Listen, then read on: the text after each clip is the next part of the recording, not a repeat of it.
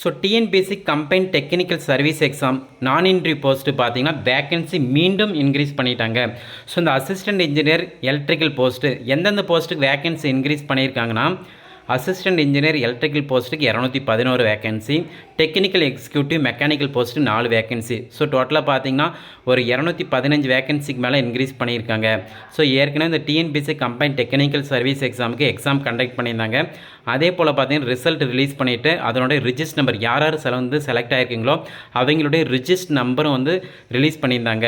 So இன்றைக்கி பார்த்தீங்கன்னா மீண்டும் இதோட பார்த்தீங்கன்னா ஒரு 3 டைம் இன்க்ரீஸ் பண்ணிட்டாங்க வேக்கன்சி இந்த கம்பைன் டெக்னிக்கல் சர்வீஸ் எக்ஸாம் நான் இன்ட்ரி போஸ்ட்டுக்கு. ஸோ விரைவில் பார்த்தீங்கன்னா ஏற்கனவே சர்டிஃபிகேட் வெரிஃபிகேஷனில் செலக்ட் ஆனவங்களுக்கு பார்த்தீங்கன்னா விரைவில் ஐ திங்க் 1 or 2 வீக்ஸில் சர்டிஃபிகேட் வெரிஃபிகேஷன் கண்டக்ட் பண்ணுவாங்க. ஸோ அதனால் பார்த்தீங்கன்னா வேக்கன்சி இன்க்ரீஸ் பண்ணிவிட்டு போஸ்ட் நம்பரும் பார்த்தீங்கன்னா இன்க்ரீஸ் பண்ணிட்டாங்க. ஸோ இந்த நோட்டிஃபிகேஷன் பிடிஎஃப் பார்த்தீங்கன்னா வீடியோ டிஸ்கிரிப்ஷனில் இருக்குது, செக் பண்ணிக்காங்க. ஸோ அதே போல் பார்த்தீங்கன்னா ஒவ்வொரு போஸ்ட்டுக்கு என்ன ஏஜ் லிமிட்டுன்னு கொடுத்துருக்காங்க. ஸோ மேக்ஸிமம் பார்த்தீங்கன்னா ஓசின்னா 32, அதுக்கப்புறம் பார்த்தீங்கன்னா எம்பிசி, பிசி, பிசிஎம், ஸோ அவங்களுக்குலாம் பார்த்தீங்கன்னா 55 வயசு வரைக்கும் அப்ளை பண்ணலாம். ஸோ அந்த ஏஜ் லிமிட் மென்ஷன் பண்ணியிருக்காங்க. ஸோ வேக்கன்சி பார்த்தீங்கன்னா எந்தெந்த போஸ்ட்டுக்கு எவ்வளோ வேக்கன்சி, எந்தெந்த கேட்டகரிக்கு எவ்வளோ வேக்கன்சின்னு இதே பிடிஎஃப்பில் செப்பரேட் பண்ணி கொடுத்துருக்காங்க.